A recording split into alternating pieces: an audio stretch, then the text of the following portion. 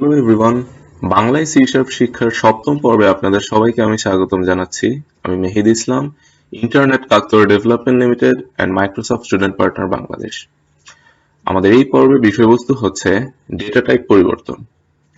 এই পর্বে আমরা দেখব implicit conversion, explicit conversion, parse এবং ট্রাইপার্স মেথডের মধ্যে পার্থক্য। ধরা যাক আমি একটি ইন্ট টাইপের ভেরিয়েবল নিলাম, int I equals to 100 initialise করে দিলাম। এখন এই ইন্ট টাইপের এই ভেরিয়েবলটাকে আমি ফ্লোটে কনভার্সন করব। আচ্ছা, একটা ফ্লোট টাইপের ভেরিয়েবল নিই, float f equals to I।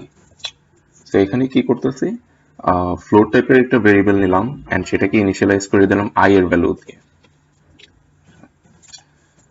So so dot white line. এখন আমি ফ্লোট ভেরিয়েবলটাকে প্রিন্ট করব। আচ্ছা, আমরা এখন রান করে দেখি। তো দেখা যাচ্ছে আমরা 100 ইনিশিয়ালাইজ করেছিলাম একটা ইন্ট টাইপের ভেরিয়েবল I দিয়ে, এরপর একটা ফ্লোট টাইপের ভেরিয়েবল নিয়েছিলাম f, যেটাকে আবার ইনিশিয়ালাইজ করেছি I এর ভ্যালু দিয়ে, এন্ড লাস্টে আমরা ফ্লোট টাইপের ভেরিয়েবলটা প্রিন্ট করতেছি এন্ড আমাদেরকে সেম ভ্যালু শো করতেছে রেজাল্টে। এখানে যেটা হচ্ছে, এটা হচ্ছে একটা ইমপ্লিসিট কনভার্সন। আমাদেরকে কোনো রকম আলাদা কোনো মেথড ইউজ করা ছাড়াই আমরা আমাদের কম্পাইলারে জিনিসটা কনভার্ট করে দিচ্ছে। আমরা কখন কখন ইমপ্লিসিট কনভার্সন ইউজ করব? যখন আমরা দেখব যে কোনো লস অফ ইনফরমেশনের পসিবিলিটি নাই, যেমন আমরা যেই ভ্যালুটা ইনিশিয়ালাইজ করেছিলাম আমাদের প্রিন্ট করার পরে সেই ভ্যালুটা শো করতেছে, তো এখানে কোনো ইনফরমেশন লস হচ্ছে না। আরেকটা ব্যাপার হচ্ছে, আপনি যখন কোনো ছোট ডেটা টাইপ থেকে একটা বড় ডেটা টাইপে কনভার্সন করবেন, তখন আমাদের কোনো আলাদা মেথড ইউজ করা লাগবে না এবং ইমপ্লিসিট কনভার্সন এর মাধ্যমে জিনিসটা কনভার্ট হবে। আর এখানে কোনো এক্সেপশনের পসিবিলিটি নাই, তো আমরা ইমপ্লিসিট কনভার্সন ইউজ করতে পারি এখানে। এটা হচ্ছে বেসিক্যালি আমাদের ইমপ্লিসিট কনভার্সন। এখন আমরা একটা এক্সপ্লিসিট কনভার্সনের এক্সাম্পল দেখব। সাপোজ একটা ফ্লোট টাইপের ভেরিয়েবল নিলাম, f equals to 100.567, okay. int I equals to f, okay. এখন আমরা I প্রিন্ট করব। আমরা এখন রান করে দেখি। এখানে একটা এরর শো করতেছে, সেটা হচ্ছে আমরা যখন ফ্লোট থেকে ইন্টে কনভার্ট করব তখন ইমপ্লিসিটলি কনভার্সন করতে পারবো না। এটার কারণ হচ্ছে ফ্লোট হচ্ছে ইন থেকে একটা বড় ডেটা টাইপ। আমরা যখন একটা বড় ডেটা টাইপ থেকে একটা ছোট ডেটা টাইপে কনভার্ট করব তখন আমাদেরকে এক্সপ্লিসিটলি কনভার্ট করতে হবে। তো আমরা যেটা করতে পারি, আমরা ফ্লোট টাইপ ভেরিয়েবল f কে টাইপ কাস্ট করে ইন্টে কনভার্ট করতে পারি। ওকে, সো এখন আমরা রান করে দেখি।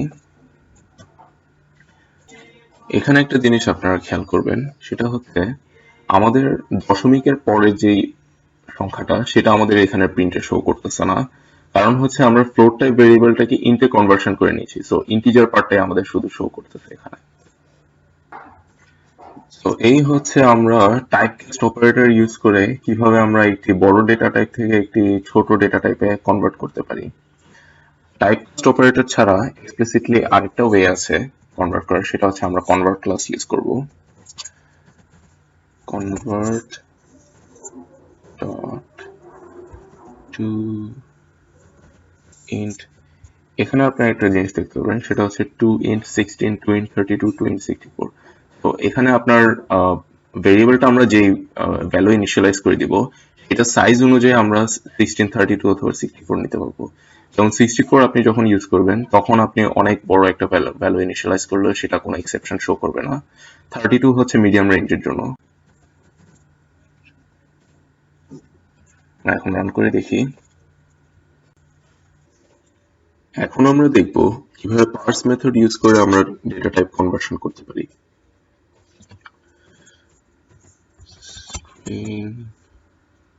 str275 int I equals to str sol white line I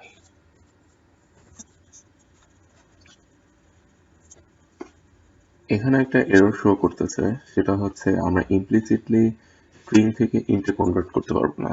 so আমরা এই এররটা রিমুভ করার জন্য যেটা করব, আমরা পার্স মেথড ইউজ করব। int dot parse, এখানে আপনারা একটা জিনিস দেখতে পারবেন, সেটা হচ্ছে যখন আমরা পার্স মেথড ইউজ করব, এটার প্যারামিটারটা হইতে হবে একটা স্ট্রিং টাইপের ভেরিয়েবল। এখানে আমরা যেটা করেছি সেটা হচ্ছে একটা স্ট্রিং টাইপের ভেরিয়েবল নিয়েছি 275, এটা যদিও একটা ইন্টিজার নাম্বার, যেহেতু আমরা ডাবল কোটের ভিতরে রেখেছি, এটা একটা স্ট্রিং হিসেবে কাউন্ট হবে। এন্ড এই লাইনে আমরা যেটা করেছি সেটা হচ্ছে আমরা পার্স মেথড ইউজ করে স্ট্রিংটাকে ইন্টে কনভার্ট করতেছি। আমরা এখন রান করে দেখি। ধরা যাক আমি ভুল করে কিছু ক্যারেক্টার টাইপ করে ফেললাম এখানে। এখন কি এই পার্স মেথডটা কাজ করবে নাকি? আমরা একটু রান করে দেখি। না, এখানে একটা আনহ্যান্ডেলড এক্সেপশন শো করতেছে। এখন আমরা দেখব আমরা এক্সেপশন কিভাবে হ্যান্ডেল করতে পারবো যখন আমরা ডেটা টাইপ কনভার্সন করব। সেটার জন্য আমরা যেটা ইউজ করব সেটা হচ্ছে try parse method. int dot try parse str out result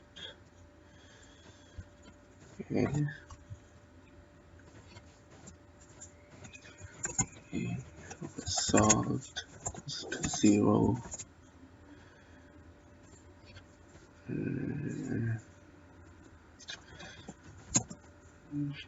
Boolean answer equals to if answer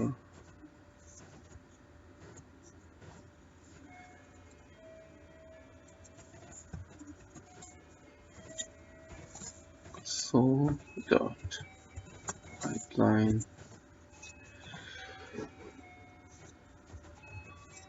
result.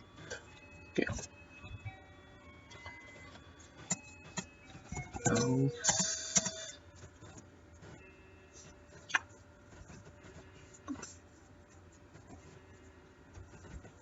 so dot pipeline enter a valid number. Okay. আমি একটু এক্সপ্লেইন করি এখানে আমি কি করেছি।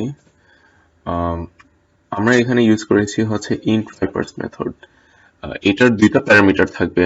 প্রথমটা থাকবে হচ্ছে আমরা যেই ভ্যালুটাকে কনভার্ট করতে চাই সেই ভেরিয়েবলটা, এন্ড ওইটা কনভার্ট করার পর যে রেজাল্টটা আসবে সেটা আমরা একটা আউটপুট প্যারামিটারের মাধ্যমে শো করব। আর একটা জিনিস খেয়াল রাখতে হবে, সেটা হচ্ছে ট্রাই পার্স মেথডের রিটার্ন টাইপ সবসময় একটা বুলিয়ান টাইপ ভ্যালু হবে।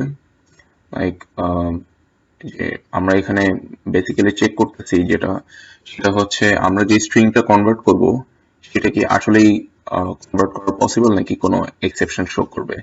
যদি পসিবল হয় তাহলে ট্রু রিটার্ন করবে, আর যদি পসিবল না হয় কোনো এক্সেপশন শো করে তাহলে ফলস রিটার্ন করবে।